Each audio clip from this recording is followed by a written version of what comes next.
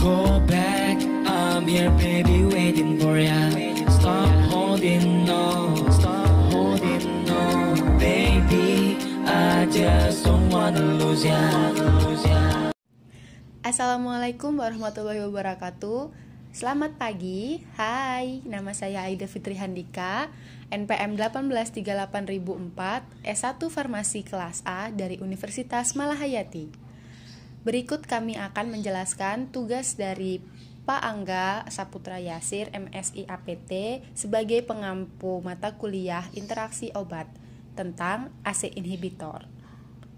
Berikut penjelasannya dari teman-teman saya. Assalamualaikum warahmatullahi wabarakatuh. Sebelumnya, perkenalkan nama saya Biantiara Putri, NPM 1838016. Di sini saya akan menjelaskan tentang antagonis reseptor angiotensin 2 dengan mannitol. Antagonis reseptor angiotensin 2 ini termasuk golongan obat antihipertensi, sedangkan mannitol merupakan obat yang digunakan untuk menstimulasi produk urin pada orang yang menderita gangguan ginjal. Selanjutnya, saya akan menjelaskan sebuah kasus, yaitu seorang pria dengan nefropatik diabetik yang menggunakan losartan 25 mg 2 kali sehari untuk hipertensi. Nefropatik diabetik adalah jenis penyakit ginjal yang disebabkan oleh diabetes. Pria ini diberikan losartan 25 mg 2 kali sehari, tujuannya untuk mengatasi darah tinggi, gagal jantung, dan melindungi fungsi ginjal. Tetapi pria ini mengalami gagal ginjal akut setelah diberikan total 420 gram mannitol intravena selama 4 hari untuk glaukoma hemoragik. Tujuan diberikan mannitol sebanyak 420 gram ini untuk menghindari penyumbatan pembuluh darah pada mata sehingga tidak dapat menyebabkan kebutaan. Ternyata pasien ini pulih setelah mannitol dan losartan dihentikan dan setelah menerima hemodialisis. Hemodialisis adalah suatu proses pembersihan darah dari zat-zat yang tidak berguna dan cairan berlebih melalui proses penyaringan di luar tubuh. Tidak sepenuhnya dipahami mengapa kombinasi ini menyebabkan gagal ginjal akut, tetapi dapat mengakibatkan penurunan yang nyata dalam laju filtrasi glomerulus. Laju filtrasi glomerulus digunakan sebagai indikator menilai fungsi ginjal. Selanjutnya, relevansi umum dari kasus yang terisolasi ini tidak jelas, tetapi kami merekomendasikan agar berhati-hati dalam penggunaan bersamaan karena dapat memberikan efek yang buruk. Itu saja yang bisa saya sampaikan. Terima kasih. Wassalamualaikum warahmatullahi wabarakatuh. Nama saya Ferry Pratama, NPM 183800031, menjelaskan tentang ACE inhibitor plus rifampicin. Rifampicin adalah obat antibiotik yang digunakan untuk mengobati beberapa infeksi akibat bakteri. Obat ini bekerja dengan cara menghentikan pertumbuhan dan perkembangbiakan bakteri. Sejumlah infeksi yang dapat ditangani oleh rifampicin diantaranya adalah TBC dan kusta. Selain itu, obat ini juga dapat digunakan untuk mencegah radang selaput otak akibat bakteri. Kasus: seorang pasien yang mengonsumsi enalapril dan berbagai obat lain, contohnya warfarin dan gaviscon, mengembangkan demam.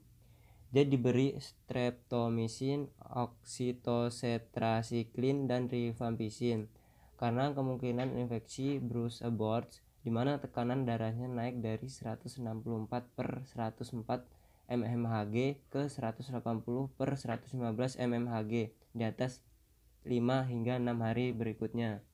Solusi: pasien diberikan rifampicin untuk mengurangi AUC 0-7 dari enalaprilat.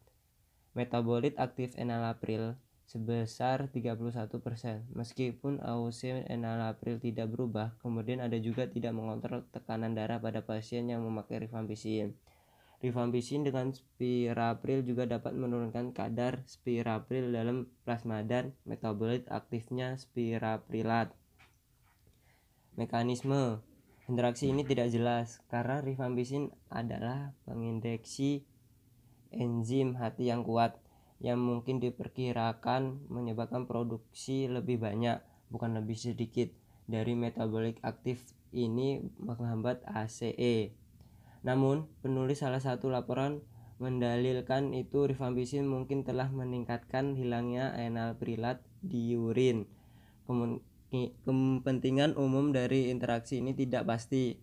Laporan terisolasi dengan enalapril menunjukkan relevansi klinis minor. Pabrik Spirapril tidak menganggap perubahan farmakokinetik sederhana menjadi relevan secara klinis. Namun, produsen imidapril menyatakan bahwa rifampicin dapat mengurangi kemanjuran antihipertensi imidapril, tetapi ini menunggu penilaian klinis tersebut.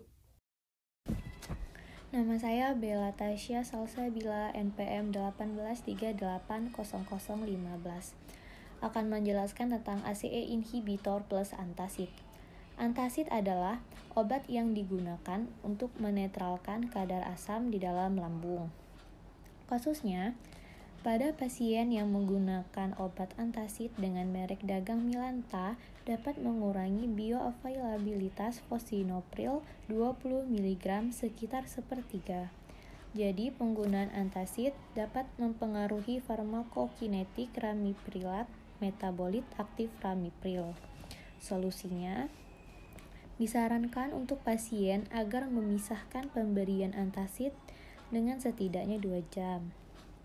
Karena tidak mungkin perubahan yang terlihat dengan antacid akan menjadi penting secara klinis.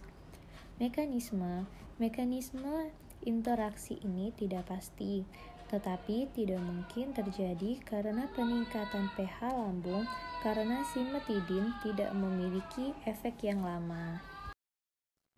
Nama saya Milna Delima Wulandari, NPM 1838057. Akan menjelaskan tentang ACE inhibitor plus potassium compounds. Potassium compounds adalah salah satu kandungan mineral yang ada di dalam tubuh. Potasium atau sering disebut kalium sangat penting fungsinya bagi tubuh. Kadar potasium yang rendah memiliki konsekuensi besar pada fungsi tubuh. Mineral ini sangat penting untuk fungsinya otot termasuk jantung. Kasusnya, ada 2 pasien dengan gangguan ginjal. Satu memakai lisinopril dan yang lain memakai enalapril, mengalami hiperkalemia yang nyata. Tak lama setelah mulai mengonsumsi LO garam atau pengganti garam yang mengandung 34,6 gram potasium dalam setiap 100 gram, seseorang mengembangkan aritmia yang mengancam jiwa. Solusinya, pasien menggunakan inhibitor ACE yang mengalami hiperkalemia tanpa adanya kerusakan ginjal yang signifikan. 30% menggunakan pengganti garam dan 72% menggunakan makan diet kalium sedang hingga tinggi yang terdiri dari 2 porsi atau lebih dari makanan yang kaya kalium setiap hari. Mekanismenya, efek penahan kalium dari inhibitor ACE karena berkurangnya kadar aldosteron adalah aditif dengan meningkatkan asupan kalium, terutama ketika ada faktor-faktor lain seperti ginjal yang buruk. Assalamualaikum warahmatullahi wabarakatuh. Perkenalkan, nama saya Angga Restu Fauzi, NPM 183800009, Fakultas Kedokteran, Prodi S1 Farmasi. Baiklah, di sini saya akan mencoba menyampaikan terkait materi yang menjadi kelompok kami, yaitu kelompok 1, utamanya dalam mata kuliah interaksi obat. Di sini materi yang akan disampaikan yaitu terkait ACE inhibitor yang dikombinasikan dengan calcium channel blocker. Baiklah, langsung saja ke pembahasan. ACE inhibitor adalah segolongan obat yang menghambat kinerja enzim angiotensin converting enzyme atau yang biasa disingkat ACE, yang mana enzim ini berperan dalam sistem renin-angiotensin tubuh yang mengatur volume ekstraseluler. Sementara calcium channel blocker itu sendiri adalah kelompok obat yang menghambat pergerakan kalsium melalui kanal kalsium. Antagonis kalsium ini digunakan untuk mengurangi tekanan darah pada pasien yang mengalami hipertensi.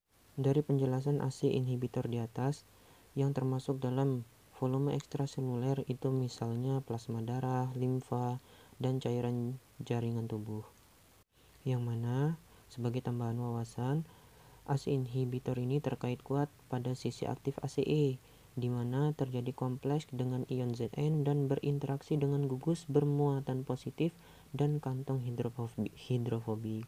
Nah, dengan khasiat dan mekanisme daripada penjelasan di atas tersebut, ACE inhibitor banyak digunakan untuk mengatasi penyakit hipertensi atau tekanan darah tinggi, kemudian gagal ginjal, serangan jantung, sebagian penyakit terkait diabetes, serta penyakit gagal ginjal kronis. Kemudian selanjutnya kita masuk ke tahap mekanisme atau cara kerja dari masing-masing obat ini. Dari ACE inhibitor, mekanismenya memblokir enzim mengonversi angiotensin, yaitu mengubah dari angiotensin 1 menjadi angiotensin 2, yang menyebabkan vasodilatasi dan oleh karena itu terjadi penurunan tekanan darah. Dan sedangkan mekanisme dari kalsium channel blocker memblokir kalsium dari memasuki sel-sel jantung dan otot polos di dinding pembuluh darah. Hal ini menghasilkan vasodilatasi arteri, pengurangan kontraksi jantung, dan yang terakhir penurunan produksi aldosteron. Dari pemaparan materi dasar di atas, di sini kita akan coba bahas terkait kasus ACE inhibitor yang dikombinasikan dengan kalsium channel blocker, apakah mempunyai efek farmakokinetik secara klinis yang dapat membahayakan tubuh kita atau bahkan sebaliknya. Di sini ada dua contoh kasus. Contoh kasus pertama, nicardipine dalam sebuah penelitian. Pada 12 pasien hipertensi yang memakai enalapril 20 mg setiap hari. Penambahan nicardipine 30 mg 3 kali sehari selama 2 minggu ternyata tidak mengubah farmakokinetik enalapril. Dan sebagai tambahan wawasan, enalapril ini tadi adalah sebagai contoh obat merek dagang dari ACE inhibitor, dan nicardipine adalah contoh obat daripada calcium channel blocker. Lalu kemudian dari contoh kasus yang kedua, amlodipine, sebuah penelitian pada 12 subjek sehat menunjukkan bahwa tidak ada interaksi farmakokinetik antara dosis tunggal amlodipine 5 mg dan benazepril 10 mg. Dari contoh kasus di atas, di sini solusi dan sarannya, umumnya disarankan bahwa produk kombinasi ini hanya digunakan pada pasien yang telah distabilkan pada komponen individu dalam proporsi yang sama. Intinya, dari terkait kasus yang kami sampaikan mengenai ACE inhibitor plus calcium channel blocker di atas, ini tidak ada efek farmakokinetik yang signifikan secara klinis. Justru malah dengan kombinasi keduanya bisa menghasilkan farmakoterapi yang lebih maksimal. Assalamualaikum warahmatullahi wabarakatuh. Sebelumnya, perkenalkan nama saya Aulia Nur Rahmah, NPM 1838013, perwakilan dari kelompok 1, akan menjelaskan ACE inhibitor plus aprotinin. ACE inhibitor adalah segolongan obat yang menghambat kinerja enzim angiotensin converting enzyme atau ACE, yakni enzim yang berperan dalam sistem renin-angiotensin tubuh yang mengatur volume ekstraseluler. Contohnya, plasma darah, limfa, dan cairan jaringan tubuh, dan vasokonstriksi. Lalu ada aprotinin. Aprotinin adalah protein kecil penghambat tripsin dasar pankreas sapi yang merupakan molekul antifibrinolitik yang menghambat tripsin dan enzim proteolitik yang digunakan sebagai obat untuk mengurangi pendarahan selama operasi kompleks seperti operasi jantung dan hati. Kemudian di sini terdapat kasus pada pasien yang menjalani kardiopulmoner operasi bypass, ditemukan bahwa pasien yang menggunakan ACE inhibitor berpotensi mengalami peningkatan risiko gagal ginjal akut. Dan apabila aprotinin juga digunakan secara intraoperasi, maka akan terjadi kegagalan setelah operasi jantung. Solusinya, disarankan bahwa pasien menghindari aprotinin tersebut. Pasien juga dipertimbangkan harus menghentikan penggunaan ACE inhibitor selama 2 hingga 3 hari sebelum pasca operasi. Kemudian ada mekanisme. Aprotinin adalah inhibitor enzim proteolitik yang memiliki banyak aksi termasuk antagonisme dari sistem kallikrein-kinin yang pada gilirannya mempengaruhi bradikin dan renin.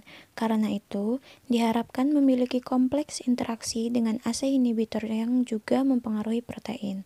Sehingga aprotinin dapat mengatasi respon kompensasi yang menyebabkan vasokonstriksi arteriol aferen sehingga mengurangi tekanan perfusi glomerulus dan mengurangi fungsi ekskresi ginjal. Secara umum relevan secara klinis, tetapi Dalam situasi seperti operasi bypass kardiopulmoner, di mana ada perubahan hemodinamik, ada kemungkinan teoritis untuk mempengaruhi hemodinamik ginjal. Sekian penjelasan dari saya. Wassalamualaikum warahmatullahi wabarakatuh. Assalamualaikum warahmatullahi wabarakatuh. Nama saya Clarissa Ginofilda, NPM 18380017 akan menjelaskan tentang ACE inhibitor plus contrimocazole atau trimethoprim.